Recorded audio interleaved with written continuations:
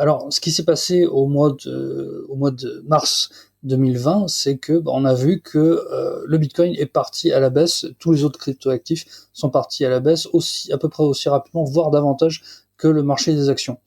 Mais en fait, ce à quoi on a assisté, ça a été une panique générale sur l'ensemble des marchés. On a vu les actions ont baissé, les cryptos ont baissé, même l'or a baissé pendant un moment. Et ensuite, une fois que les gens ils ont un tout petit peu repris leurs esprits au bout d'une semaine, on a vu que l'or a commencé à augmenter très très fortement, puisqu'il arrive, si je me souviens bien, à peu près à son plus haut historique. Et le Bitcoin et les cryptoactifs sont eux aussi repartis à la hausse.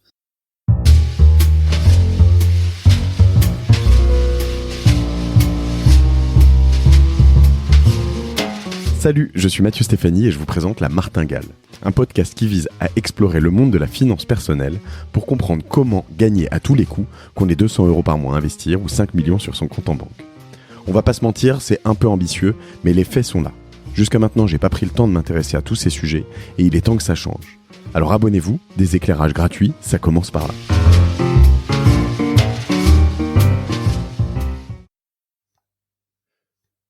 Bonjour à tous, je suis hyper content de vous retrouver sur La Martingale en cette période de crise parce que j'ai 1 milliard de questions. Je m'en pose tous les jours en lisant plein d'articles sur le pétrole, sur l'or, sur plus généralement d'ailleurs les métaux précieux, sur l'immobilier, j'ai déjà fait ici.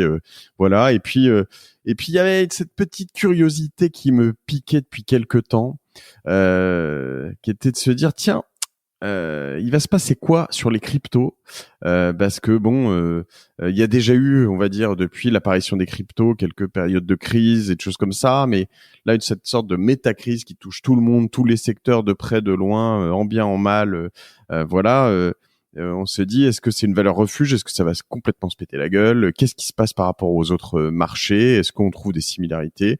Alors on pense crypto, moi je pense souvent Bitcoin, mais en fait, il y en a quand même beaucoup d'autres, mais pour moi, c'est vrai que c'est un peu le truc le plus naturel.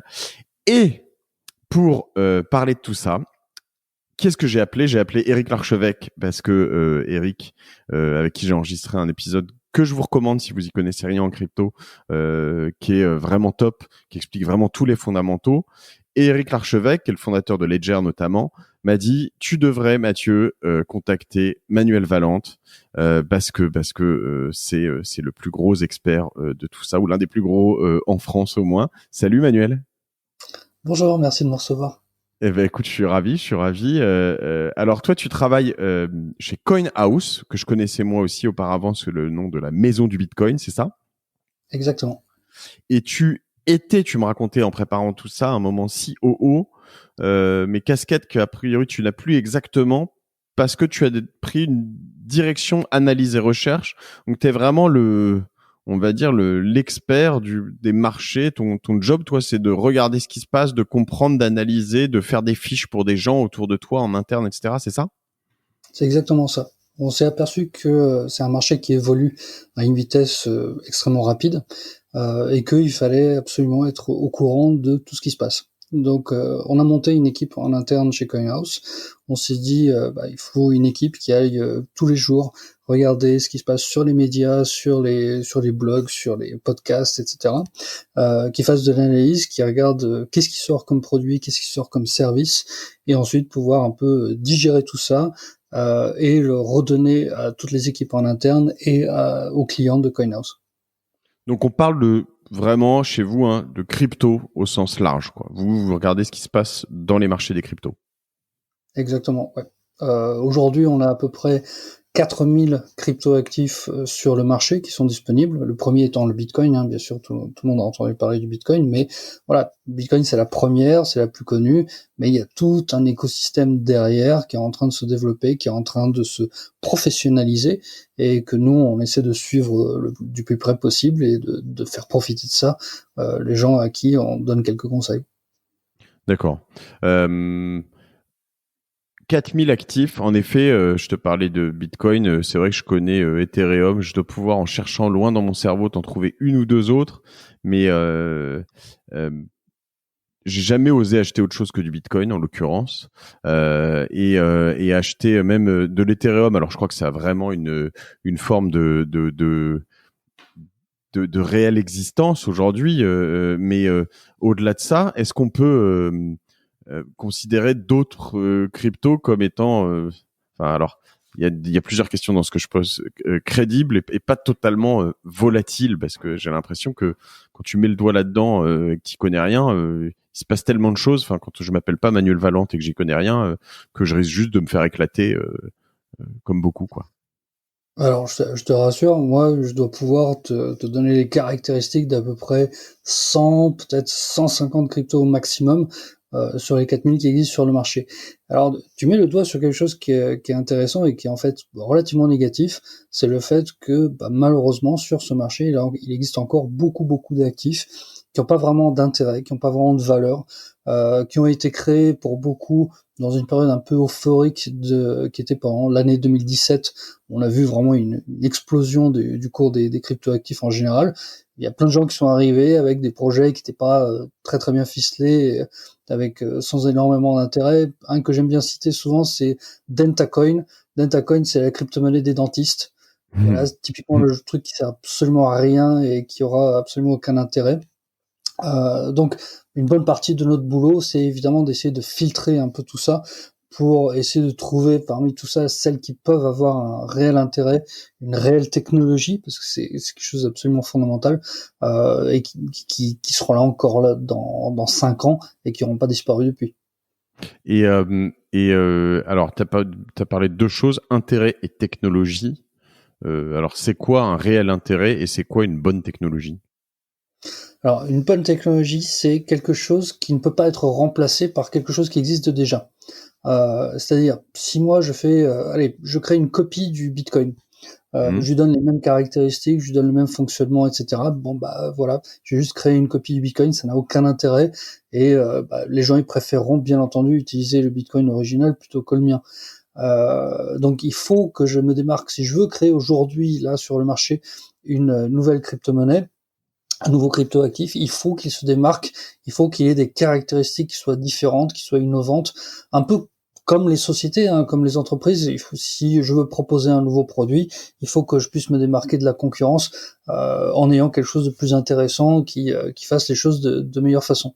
Et l'intérêt, ça va être notamment qu'est-ce qui peut être qu'est-ce que ça peut avoir comme intérêt d'un point de vue investissement, de mettre un billet dans la technologie et dans la crypto en question, et combien ça va pouvoir me rapporter au bout d'un an, 2 ans, 5 ans.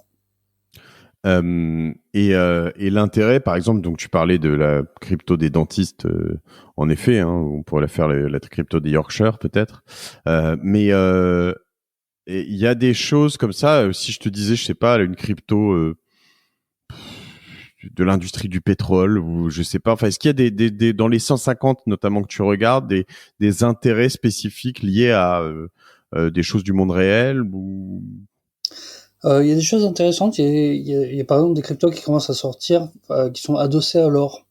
Nous on regarde ça avec intérêt parce que voilà, on fait souvent la comparaison par exemple entre le Bitcoin et l'or en disant le Bitcoin c'est de l'or numérique à cause justement de cette limite stricte du nombre de Bitcoins qui seront créés sur le marché à 21 millions. Hein, tu vois, c'est des choses dont tu as déjà entendu parler. Oui. Et ce qui est intéressant, c'est voilà, on fait souvent cette comparaison en disant comme pour l'or, on en a une quantité qui est strictement limitée. Et donc, ça peut avoir de l'intérêt de créer des cryptos basés sur de l'or. Et donc, il y en a qui commencent à apparaître sur le marché, qui sont intéressantes et qui, du coup, permettent à des investisseurs de s'exposer aux évolutions du cours de l'or sans devoir en acheter physiquement, etc. et en gardant toute la sécurité qu'offrent les mécanismes autour de la blockchain. Hyper intéressant. Alors, si je reviens sur le marché et cette crise du Covid qu'on vit actuellement, comme je te le disais en commençant cet épisode, évidemment, on a tous, moi en tout cas, une des premières, j'ai regardé un certain nombre d'actions, les GAFA, les industries pétrolières, un certain nombre de choses, etc. Mais il y avait quand même toujours dans ma liste Bitcoin, Ethereum, genre à me dire tiens, qu'est-ce qui va se passer, quoi.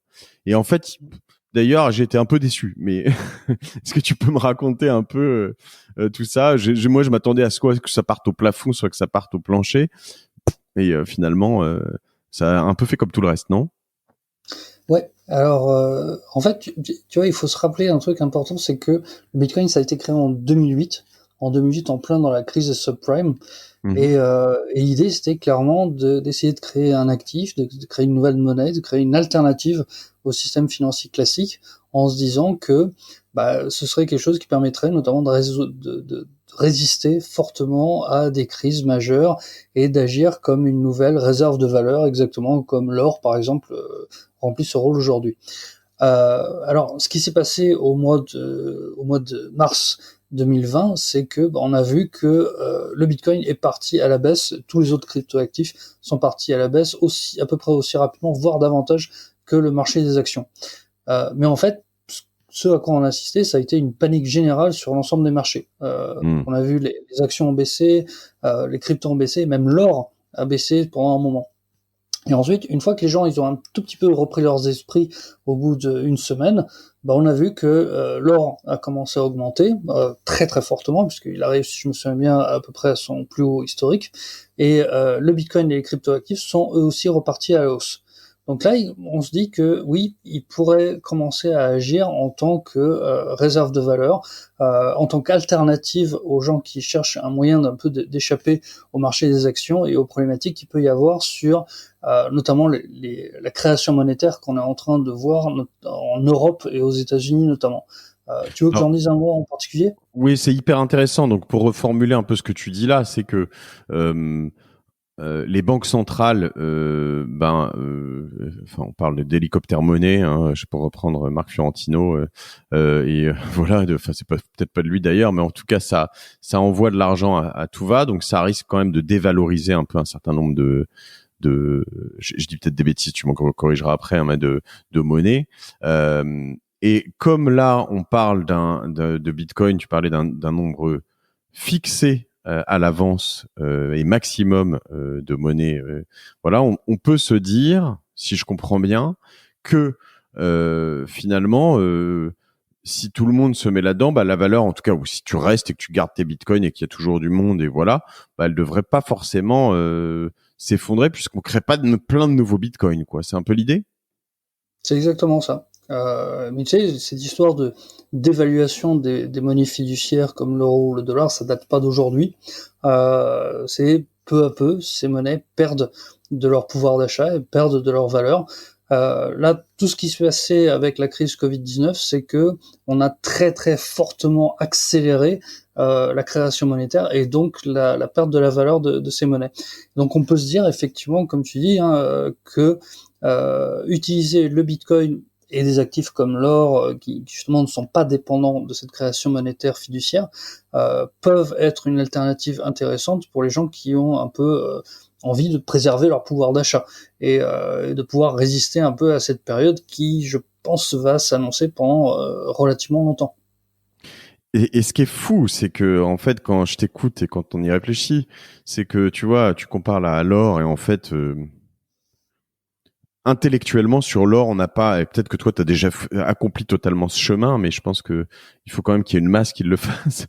L'or, t'as pas de mal à te dire oui, bon, si j'achète de l'or, de toute façon, bon, peut-être pas autant qu'une maison, mais ça aura toujours un peu de valeur parce qu'on a toujours été éduqué là-dedans.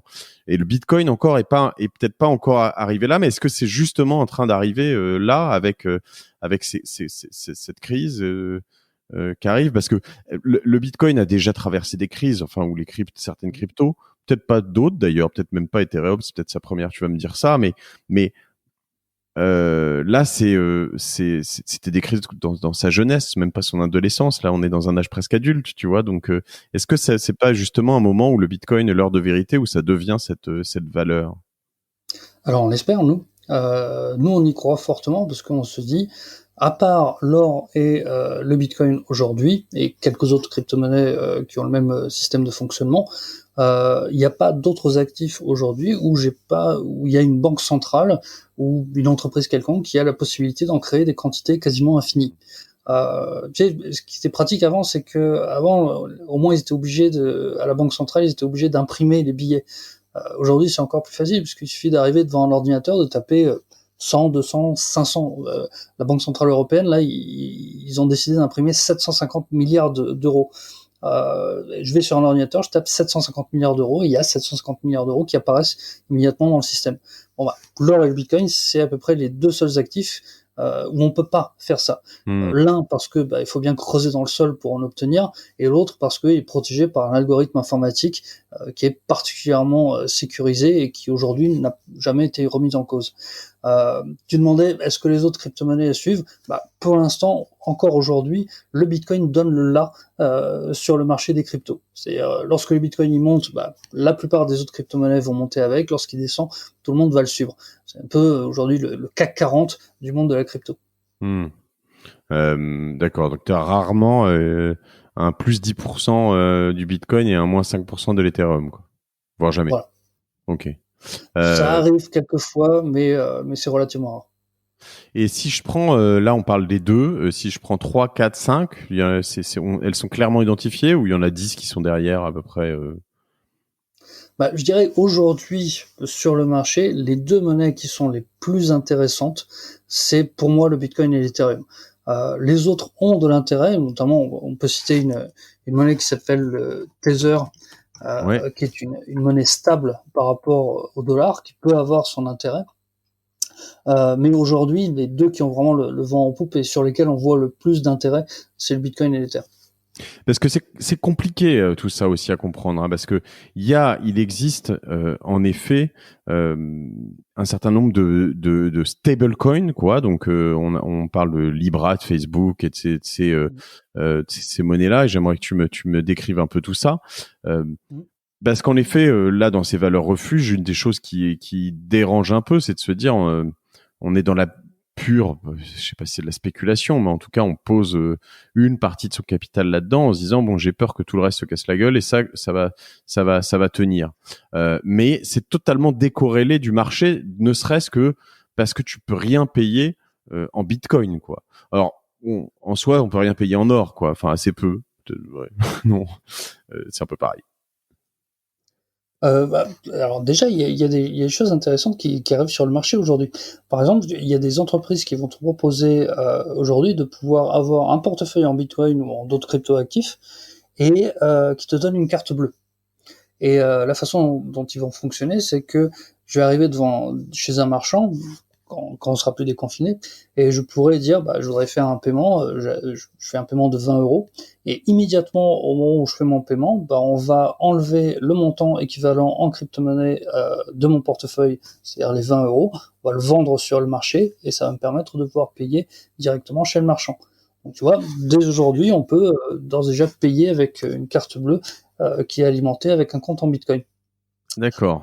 Tu parlais des stablecoins.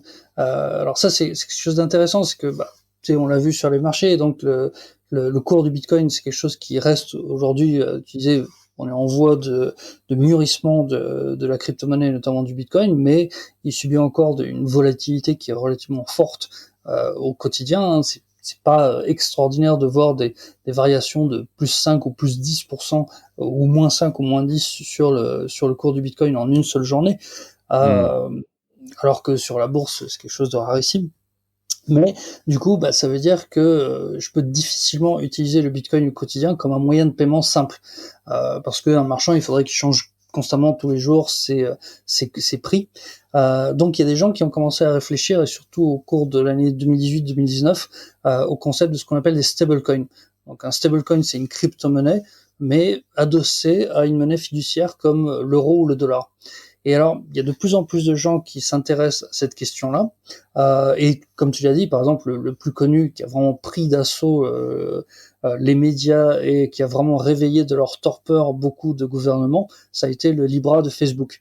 Avec cette idée de créer une monnaie qui va être basée sur le dollar américain et qui va... Alors, pourquoi ils ont fait ça? L'idée, c'est de dire, on va avoir à la fois une monnaie qui est stable, dont le cours va pas varier par rapport au dollar, et une monnaie qui va être aussi simple et aussi sécurisée à échanger que les autres cryptoactifs. Parce ça, c'est un des gros avantages, c'est que c'est très simple à utiliser une fois qu'on l'a fait 2-3 fois. Tu vois à quel point c'est simple de pouvoir s'échanger quelques bitcoins, et c'est beaucoup plus sécurisé, par exemple, qu'un paiement en carte bleue. Donc voilà l'intérêt fondamental des stablecoins.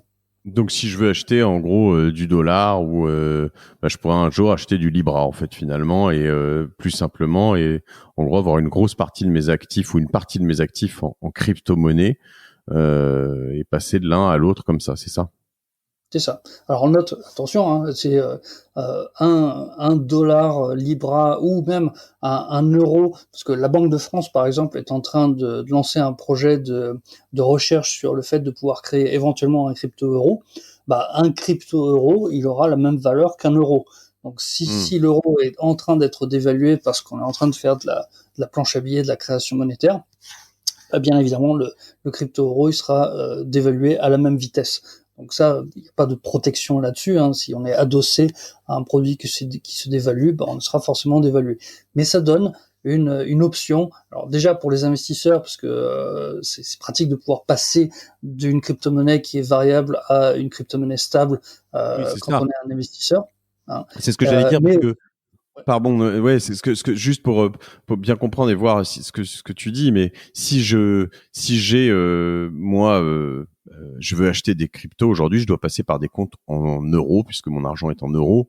Là, je pourrais avoir une crypto adossée à l'euro et rester dans l'univers des cryptos, donc passer de crypto à l'autre et voilà et rester dans des portefeuilles qui sont sécurisés sans avoir à repasser dans du monde réel entre guillemets quoi. C'est ça? c'est ça. Et aussi, le but final du stablecoin, c'est aussi que je puisse aller chez un marchand et que je paye n'importe quel produit directement avec de la crypto, une crypto adossée sur l'euro. Ok. Finalement, aujourd'hui, tu peux le faire, ce que tu disais, mais c'est pas avec une crypto adossée sur l'euro, c'est avec une crypto adossée sur le C'est ça, Bitcoin, par avec exemple. une manipulation où automatiquement on va vendre une partie de ton portefeuille. Et qui est-ce qui fait ça, cette carte bleue? Alors il y a plusieurs boîtes qui font ça dans le monde. La toute première qui avait fait ça, c'était une boîte espagnole dont le nom m'échappe.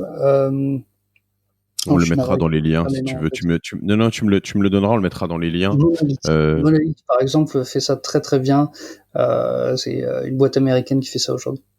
Monolith, tu as dit? Ouais. Ok, Monolith. ok. Hyper intéressant. Du coup, tu parlais aussi un peu on parlait un petit peu de finances décentralisées aussi quand on préparait cette émission. Aujourd'hui, alors, est-ce que tu peux m'expliquer un peu ce que c'est et est-ce qu'il y a des gros mouvements là-dessus, dans un sens comme dans l'autre? Alors, la finance décentralisée, c'est l'idée de se dire, au lieu de juste, j'ai une crypto-monnaie comme le Bitcoin, je peux l'acheter, je peux la vendre, point, etc. Ce qui est déjà pas mal intéressant. Mais si j'essaie d'aller un peu plus loin, si j'essaie de construire des produits financiers basés sur le monde de la crypto. Et donc c'est l'avènement de la finance décentralisée, ça a été cette idée-là. Il y a un produit phare dans la finance décentralisée, c'est un produit qui s'appelle Maker, et en fait c'est un produit qui permet de faire des prêts sur gage. Donc c'est comme au 19e siècle, les gens ils allaient au crédit municipal et ils déposaient leur montre en or pour pouvoir Je crois que ça récupérer du existe cash. encore, hein. Ouais, je pense aussi, mais enfin, Ouais, ça doit pas ouais. trop être utilisé. Mais voilà, je pouvais faire un prêt sur gage, obtenir du cash, Hmm. utiliser ce cash et ensuite venir rembourser le prêt sur gage. Ok. Maker, c'est un projet qui permet de faire ça, mais avec de l'Ethereum. C'est-à-dire, j'arrive, je suis capable de séquestrer, de bloquer une partie de fonds en Ether et d'obtenir à la place un stablecoin que je peux ensuite aller dépenser, que je peux ensuite aller investir quelque part, etc. Et mon prêt, je suis ensuite capable de pouvoir le rembourser avec le stablecoin que j'ai obtenu. L'avantage Mais de tout ce genre de système, c'est que c'est fait uniquement avec des programmes informatiques. Il n'y a pas une seule intervention humaine, il n'y a pas un seul acteur derrière, c'est juste un programme informatique qui te permet de faire ça. ce que j'arrive pas à comprendre, c'est que quand je vais poser une Rolex au crédit municipal ou chez un gageur, là on voit ça aux États-Unis, ça existe aussi toujours, je lui donne la Rolex, il se dit tiens, elle vaut 12 000 € à peu près, donc je vais lui en prêter 10. Et puis, s'il me la rembourse pas, ben dans les 3 mois, et ben à 3 mois plus un jour, je vais la vendre 12 000 balles et puis j'aurais gagné, j'aurais récupéré les 10 000 que je lui ai prêté plus 2 000. Bon, Ouais. là, en fait, je donne quoi? Parce que si je donne 12 000 euros direct en cash ou en machin, bah j'ai pas besoin des 12 000 euros à lui emprunter, tu vois. Bah, je vais donner de l'Ether. Si par exemple j'ai un Ether aujourd'hui, Ah. ça vaut à peu près 170 $. Bah, je mets mes Ethers dans une petite boîte informatique que je peux plus toucher. Mhm. J'obtiens du cash, je vais pouvoir le dépenser. Et le jour où je peux rembourser, je viens rembourser avec mon cash et je récupère mes Ethers. Ce qui est intéressant, c'est que si jamais le cours de l'Ether continue à augmenter, eh ben j'ai pas entamé mon capital, j'ai pas entamé mon investissement et j'ai pu utiliser mes fonds pour faire autre chose, etc., etc. Mhm. Tu vois l'idée? Ouais, je vois très bien. Et si jamais il baisse, en revanche? Alors si jamais il baisse, même chose que tu disais tout à l'heure, s'il atteint une certaine limite, cette limite étant définie dans Maker à 150%, s'il descend en dessous de 150%, bah immédiatement mon contrat, on appelle ça un smart contract, mon contrat est vendu sur le marché au plus offrant. Mhm. Alors, de Ok. cette façon-là, le système garantit toujours sa stabilité. Et donc Maker, ça c'est le premier gros projet autour du monde de la finance décentralisée, mais aujourd'hui il y en a beaucoup d'autres. Dans le monde des prêts, dans le monde des emprunts, il y a des projets d'assurance qui sont en train de se monter. Il y a des projets par exemple où on va pouvoir par exemple dire, bah, je prends, tu sais, on parlait juste avant l'émission de problématiques autour de l'immobilier. Ouais. Bah, il y a des gens qui sont en train de prendre, imagine, je prends un immeuble, et je vais ce qu'on appelle le tokeniser, le transformer en token. Je crée 1 million de tokens qui représentent la valeur de cet immeuble et je suis capable Mhm. de les vendre sur le marché. Et ensuite, bah, avec par exemple l'argent des loyers, je vais pouvoir rémunérer les porteurs des tokens qui ont acheté le token en question. Donc ça, c'est des choses qui existent, c'est des choses qui sont en train de se développer. La technologie, elle avance à une vitesse relativement forte. Après, ce qui nous freine sur ce marché à l'actuel, c'est surtout les problématiques autour de la régulation. Mhm. Souvent, on est plus freiné par le fait que on n'a pas le droit de faire ça, de faire X ou Y sur un plan légal aujourd'hui, plutôt que par le fait que la technologie, elle nous le permet là immédiatement. Oui, parce que c'était des histoires de nombre d'actionnaires, de gestion d'un, voilà. Alors, par exemple, est-ce que là tu as est-ce que c'est des copropriétaires ou est-ce que c'est juste des propriétaires de tokens? J'imagine que tu rentres dans des sortes de nœuds juridiques qui sont assez complexes. Mais en gros, hein, l'idée, c'est ce qu'on appelle donc une forme d'ICO, ou alors je sais pas si c'est pareil, mais mettons que j'achète une tour à la Défense, je la paye, j'ai dit une connerie, hein, mais 1 milliard. Je vais faire sur ça, 1 milliard de tokens à 1 euro. Je les mets sur le marché et puis bah, tous ceux qui achètent 1 euro auront un milliardième de cette tour. Et après, je pourrais leur reverser le pourcentage de ce qui reste. C'est ça. Hein. Donc moi, je peux arriver, si je suis celui qui a émis l'ICO, sur le marché réel et dire à Bouygues, à qui je rachète sa tour, 1 milliard, tiens, bah, voilà mon milliard en cash. Ou alors, je peux peut-être emprunter auprès d'une banque aussi en plus, mais voilà, c'est un peu ça hein, l'idée, hein, on est d'accord.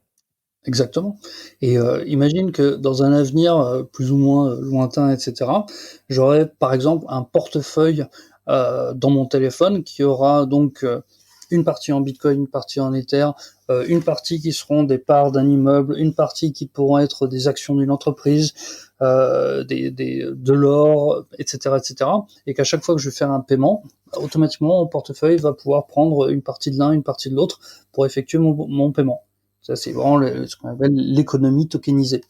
Ce qui est fou, c'est que c'est intéressant, mais en effet, la régulation est complexe parce que tu as l'autorité des marchés financiers sur certaines choses. Je vais dire, par exemple, si moi, je voulais demain émettre une dette ou je pourrais mettre Cosa Vostra presque en bourse, en fait. Enfin, j'exagère, mais une bourse virtuelle où je pourrais dire, tiens, je veux lever des fonds pour Cosa Vostra. Si vous voulez acheter 20% de mon capital, c'est 20 millions d'euros.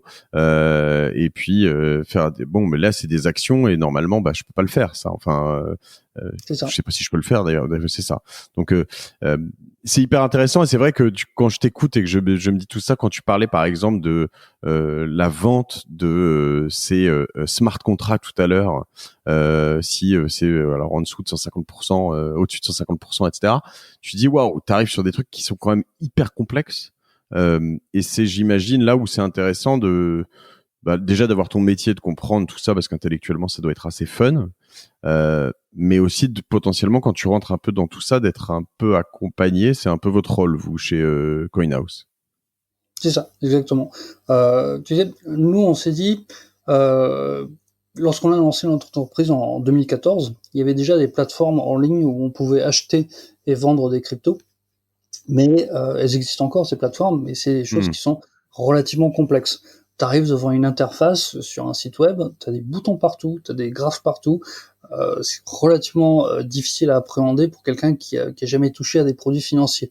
Et donc nous, on s'est dit, bah, là, il y a un intérêt, il y a quelque chose à faire, où on pourrait lancer un produit, lancer un site, lancer un lieu physique, où on va pouvoir accompagner des gens qui s'intéressent à cet univers, mais qui ont pour l'instant eu peur de franchir le pas à cause de la complexité qui est nécessaire à appréhender. Parce que tu vois, c'est dans cet univers, on marche vraiment sur deux pattes, à la fois sur l'aspect finance qu'il faut comprendre et sur l'aspect technologie et informatique qu'il faut comprendre aussi.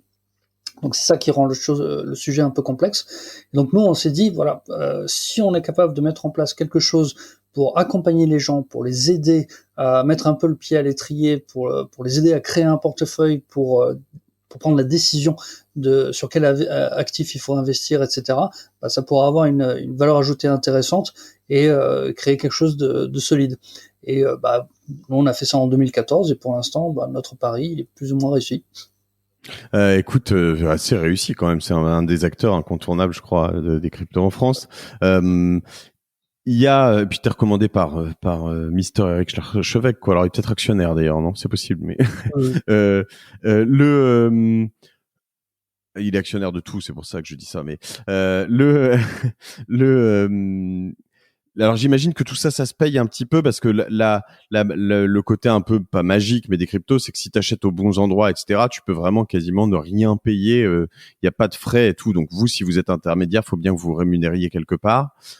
Tu vas potentiellement un peu m'expliquer ça. Moi, ce que j'ai fait, parce qu'en effet, moi j'ai acheté des cryptos un petit peu, mais quand j'écoute sur mon podcast Génération Do It Yourself, Julien Romanetto qui me raconte leur histoire avec Frédéric Montagnon où ils ont acheté des dizaines de milliers de dollars d'Ethereum qui ont perdu la clé et que quand ça valait des dizaines de millions, bah ils ont jamais pu les vendre et que bah, ils sont toujours collés aujourd'hui avec leur truc. Tu te dis ouais, je préfère payer un peu des intermédiaires. Alors moi l'option que j'ai prise c'est ce que tu trouves sur certaines banques en ligne ou des choses comme ça où en fait t'achètes des cryptos mais en fait dont t'es pas vraiment propriétaire.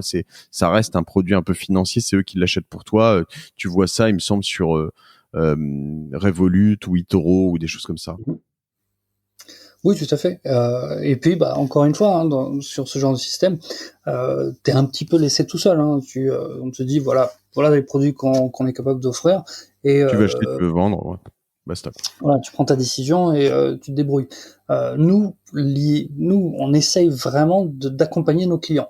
C'est-à-dire, bah, on est capable de prendre des rendez-vous, on a des gens qui sont là, des chargés de clientèle, exactement comme une banque d'affaires, qui sont capables de prendre des rendez-vous, aujourd'hui évidemment téléphoniques surtout, et qui sont capables de dire à nos clients, bah voilà, tel actif, voilà comment il fonctionne, voilà son modèle économique, voilà ses caractéristiques technologiques éventuellement si nécessaire, et voilà la note que CoinHouse lui a donnée. Donc ça, par exemple, tu vois, le département analyse et recherche de CoinHouse, c'est beaucoup à ça sur quoi on travaille. Nous, on a créé par exemple des allocations types avec des allocations plus ou moins risquées, des choses un peu prudentes où on va surtout mettre du Bitcoin et de l'Ether, des choses un petit peu plus aventureuses où on va chercher un petit peu des cryptos qui sont beaucoup moins connus mais qui peuvent avoir un potentiel plus important. Et on va dire à nos clients, voilà, ça c'est les portefeuilles qu'on peut éventuellement vous montrer. Et ensuite, bien entendu, c'est le client qui va prendre sa propre décision sur la constitution de son portefeuille. Et on va l'accompagner également. Tu parlais d'un exemple où les gens, c'est sûr, si tu perds les clés du portefeuille et que tu as toi-même gardé tes crypto-monnaies, il n'y a aucun recours et aucun moyen de les récupérer. C'est exactement comme si on a des bons porteurs. Et bah, c'est la personne qui détient les fonds qui est capable de les dépenser. Et donc nous, on va accompagner les gens pour construire leur portefeuille et pour essayer de le sécuriser au mieux pour éviter que ce genre de choses puisse se produire. Ok, hyper intéressant et en effet, j'imagine assez rassurant et d'être conseillé parce que généralement c'est pas chez ton conseiller en banque privée ou en banque, je sais pas, que tu vas avoir forcément les meilleurs experts là-dessus. Donc tu peux accompagner tout ça. Et en effet, comme tu le disais, hein, vous aviez alors jusqu'il y a peu, tu me disais que vous alliez rendre ce bureau, mais en plus vraiment littéralement pignon sur rue. Donc vous êtes vraiment une approche conseil réelle chez CoinHouse. Oui, tout à fait, mais on va continuer, nous, à recevoir nos clients pour des rendez-vous, pour les accompagner. Par contre, on n'aura plus le comptoir physique qu'on avait pendant quelques années. Très bien.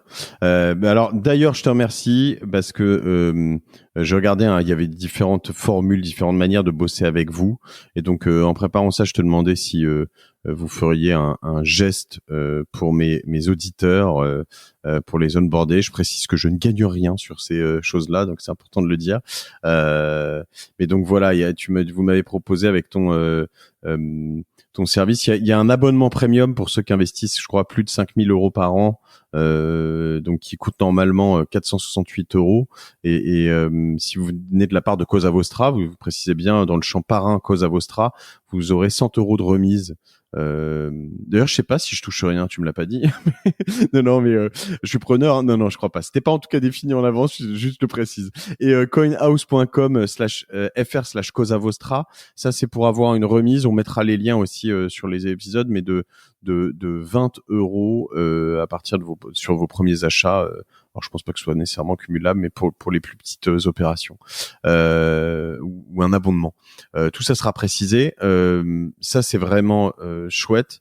Moi je trouve ça assez tentant parce que souvent en fait depuis que je travaille sur la martingale, et ça a été aussi un des conseils très avisés d'Eric, c'est que je donne pas de conseil de dire s'il faut acheter ou pas en acheter. Moi, ce que je dis juste, c'est que dans les stratégies d'investissement que j'ai vues depuis plus d'un an maintenant avec la martingale, c'est quand on rentre dans un marché, on rentre pas avec tout son portefeuille là le 15 juin ou le je sais pas quoi. On rentre petit à petit. On se dit tiens, je voudrais mettre 500, 5000, 50 000, 5 millions, peu importe, et on se dit bah tiens, je le fais sur 1 an, 2 ans, 6 mois, mais plutôt une période assez longue, et je rentre petit à petit, semaine après semaine, mois après mois, jour après jour, peu importe selon votre fréquence, et comme ça on lisse un peu potentiellement les problèmes. Donc si on croit vraiment au fait, et c'est un peu ça l'idée, parce que moi j'ai beaucoup aimé ce que tu as expliqué sur le fait qu'il n'y avait pas de création monétaire, donc il y a une forme de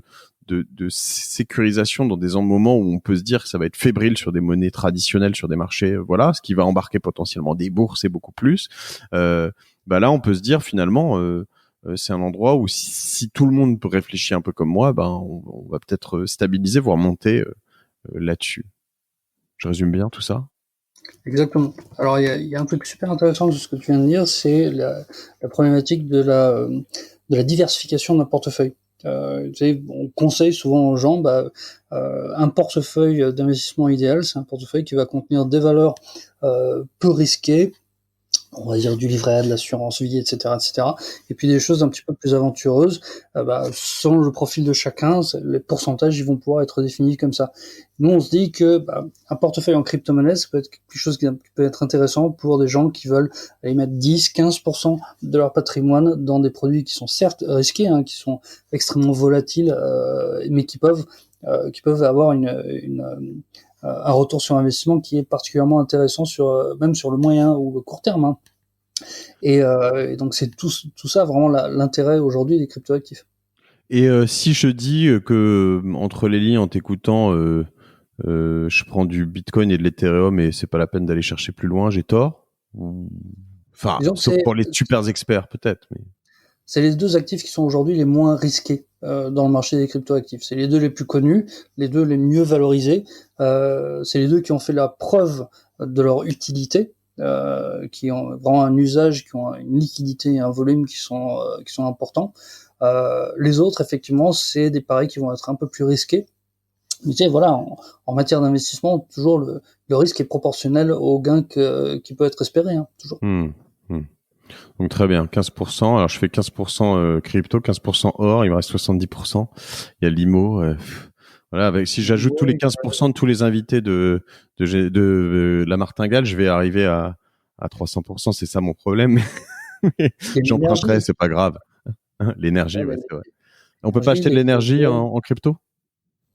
Il y a des projets, avec de l'énergie verte, des choses intéressantes. Par exemple, on dit, bah, voilà, parce que tu sais, je te parlais tout à l'heure de tokenisation Mhm. des marchés immobiliers.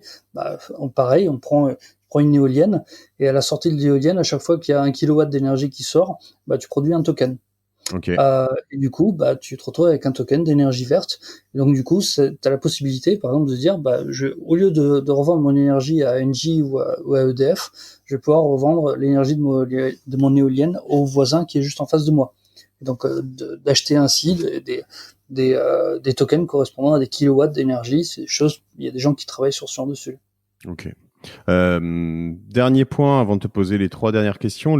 Si je veux rentrer petit à petit, au fur et à mesure, vous m'accompagnez aussi, vous, éventuellement, chez Coin House. Bien Donc, je sûr. peux te dire, je veux rentrer avec 200 euros par mois, 2000 euros par mois, et tu vas me dire, ouais, on va faire comme ci, comme ça. J'appelle tes conseillers, en fait. C'est ça. C'est un peu l'idée. C'est ça. On a ce genre de produit qui permet de dire, bah là, tous les mois, je suis capable d'investir 100, 200, 500 euros et de les attribuer sur telle ou telle crypto, et nous, on fait ça automatiquement. Top. Écoute, c'est très clair. Ça me donne très envie. Je vais parler aux gens de chez toi, je pense, assez rapidement. Et, tu m'enverras la crème de la crème. Et écoute, chouette. Avant de te laisser, juste sur, toi, t'as pas de boule, donc j'imagine, je peux pas te demander ce que tu penses que ça va faire dans les prochaines semaines, prochains mois. T'as pas de boule. Peut-être Alors, je peux te dire précise. un truc intéressant. Tu sais, on parlait tout à l'heure de la limite des 21 millions du nombre de bitcoins, etc., etc., etc. Ce qu'il faut savoir, c'est que donc là, aujourd'hui, là, toutes les 10 minutes, il y a 12 bitcoins et demi qui sont générés, qui se rajoutent à la masse monétaire. Aujourd'hui, on est à peu près à 18 millions. Donc, tu vois, il nous reste encore 3 millions pour arriver à la limite de 21. Et ce qui est intéressant, c'est qu'aujourd'hui, il y a 12 bitcoins et demi toutes les 10 minutes qui sont produits. Dans moins de un mois, c'est-à-dire, ça va être le 12 mai 2020 à peu près, dans moins de un mois, l'algorithme automatiquement va diviser cette somme par deux. Donc on va passer à 6 bitcoin 25 par mois, pardon, toutes les 10 minutes. 6,25 toutes les 10 minutes. Ce qui fait qu'en fait, tu vois, la création monétaire, elle est divisée par deux tous les 4 ans. Et là, cette division, donc ça porte un nom, ça s'appelle le halving. C'est un événement qui est relativement important puisqu'il se produit qu'une fois tous les 4 ans. Et en général, après le halving, on voit les cours qui augmentent fortement. Ce qui est normal puisqu'on réduit par deux l'offre sur le marché. Donc, j'ai pas de boule de cristal effectivement, mais en général, on se dit que juste après le halving ou juste avant, c'est pas le pire moment pour acheter. Ok. Bon, tu as une sorte de fear of missing out là, tu vois, tu me donnes encore plus envie d'appeler. et et alors après dernier point, tu m'en as vraiment parlé de toutes ces cryptos et de ces choses. S'il y a des choses dans les créations à regarder, tu m'as dit peut-être les énergies, énergie renouvelable, verte, etc. L'immobilier, il y a des choses, enfin qui te passionnent spécifiquement où tu te dis oula, il va se passer des trucs là-dedans. On a parlé de Libra aussi. Euh, Les stablecoins aujourd'hui, moi, c'est un des sujets que je trouve le plus intéressant. Aujourd'hui, on a des stablecoins dollars, mais pour l'instant, il n'y a personne encore qui a sorti sur le marché un stablecoin euro. Et ça, c'est quelque chose qui est utile, qui est indispensable pour beaucoup d'investisseurs. Parce que si on commence à utiliser ce système, bah, immédiatement, on est ouvert aux problématiques de l'évolution des cours de l'euro par rapport au dollar. Et ça peut grignoter une plus-value sans le moindre problème. Donc, on a besoin très fortement d'un stablecoin euro qui arrive sur le marché. Et on espère que ce sera relativement rapide à avoir. On voit des choses comme, par exemple, comme je te disais tout à l'heure, la Banque de France même elle-même est en train de bosser sur des expérimentations autour d'un stablecoin euro. Et donc on suit ça avec beaucoup d'intérêt. Euh, Juste pour pousser la gymnastique là-dessus, parce que je suis en train d'y réfléchir, mais j'ai pas encore trouvé la réponse dans ma tête. Si il y a est-ce que les stablecoins peuvent faire varier les cours des monnaies? Est-ce que si jamais, est-ce qu'elles ont un impact tu vois ce que je veux Non, dire? c'est Non? plutôt le contraire. Hmm. Un stablecoin, regarde comment ça marche. Je suis une institution, je peux être une entreprise, je peux être une banque centrale ou quoi que ce soit. Je prends par exemple 1 million d'euros, je mets ça dans un coffre ou sur un compte en banque. et je crée 1 million de tokens qui correspondent à ce million d'euros. Et je dis, bah voilà, chaque token il correspond à 1 euro. Ça marche très très bien, à condition que je puisse faire un audit et à condition que je puisse garantir que oui, j'ai bien 1 million d'euros en banque.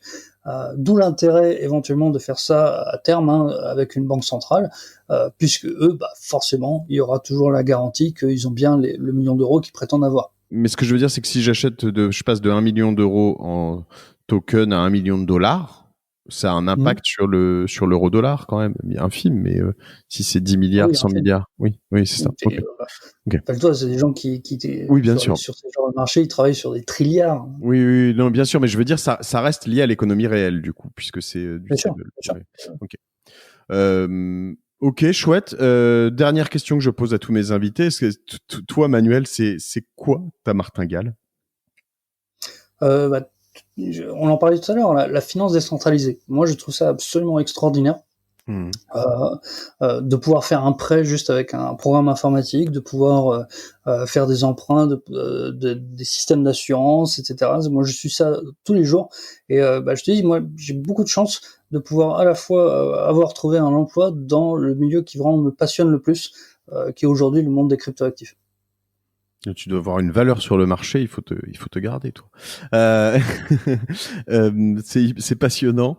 On te suit où? Alors, tu me disais que toi, tu étais peu actif sur LinkedIn. Donc, sur LinkedIn, tu me recommandais de suivre peut-être ton CEO, c'est ça? Ouais, Nicolas Louvet. Nicolas Louvet, donc on le trouve facilement. J'ai tapé tout à l'heure, j'ai ajouté, donc il va peut-être avoir des gens qui vont le suivre. Il faut qu'il poste régulièrement, j'espère, vos news. Toi, il y a une newsletter aussi, j'ai vu sur CoinHouse, elle est active. C'est toi qui l'as fait? Qu'est-ce qu'il a fait? Tout à fait, c'est moi qui l'ai fait. Enfin, avec mes collègues, toutes les semaines, on fait le tour de l'actualité. On essaie de trouver les nouvelles les plus intéressantes. Avec dans le monde de l'entreprise, dans le monde des cryptoactifs, voir un peu pour que nos clients ils soient les mieux informés possibles. Et on produit aussi de l'analyse technique. C'est-à-dire on regarde un peu les cours tels qu'ils évoluent, et puis on essaie de voir un petit peu les tendances et les limites sur le marché qui peuvent être intéressantes pour nos clients à regarder. Ok, je pourrais faire aussi un autre épisode, parce que je vois que vous aviez aussi un espace CoinHouse Business, c'est qu'il y a vraiment un espace pour les entreprises, quoi. Les entreprises font des opérations de trésor, de choses comme ça. Je vois ça je pense que si je dis ça à mon directeur financier, il me dire mais t'es un malade, genre. No fucking way, quoi. En comptabilité, il y a d'ores et déjà un compte en comptabilité qui peut être utilisé pour le stockage des crypto-monnaies, etc., etc. C'est tout à fait acceptable. Ok, écoute, passionnant, j'ai appris plein de choses. Je te remercie 1 million de fois, Manuel, d'avoir accepté cette invitation au pied levé. Manuel Valente, donc CoinHouse, on suit CoinHouse un peu partout. Et puis moi je t'ajouterai quand même sur LinkedIn, peut-être qu'un jour quand tu réactiveras ton truc, tu me trouveras dans tes invites. C'est top, je te remercie. Je vous remercie à tous pour votre fidélité et puis votre sympathie, je reçois plein de mails de plein d'entre vous qui me donnent plein d'idées. Tu devrais reprendre contact, refaire un épisode sur l'or justement. On m'a redit ça hier. Tu devrais passer en hebdomadaire sur la martingale parce que voilà, le moment est très propice à plein d'échanges, plein de mails.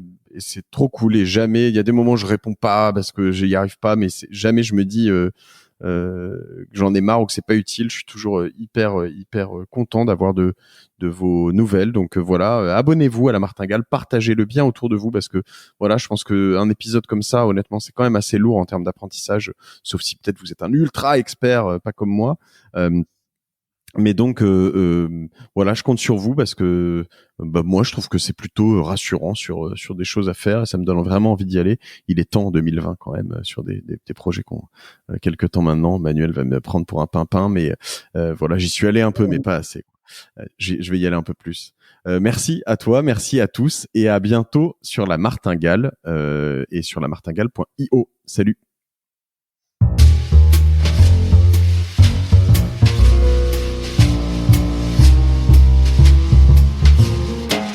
Merci d'avoir écouté La Martingale jusqu'au bout. Si cet épisode vous a plu, n'oubliez pas de le partager autour de vous, de vous abonner à la newsletter sur lamartingale.io et si vous trouvez 5 petites minutes, de mettre une note 5 étoiles ainsi qu'un commentaire sur Apple Podcast. Ça nous aide beaucoup pour remonter dans les classements. La Martingale est produite par Cosa Vostra, une agence de conseil tech et créative qui accompagne ses clients dans leur stratégie digitale pour qu'ils gagnent en visibilité, en singularité et en efficacité. Je remercie toutes les équipes pour la production. Je vous retrouve dans 15 jours. Je suis Mathieu Stéphanie et je vous dis merci.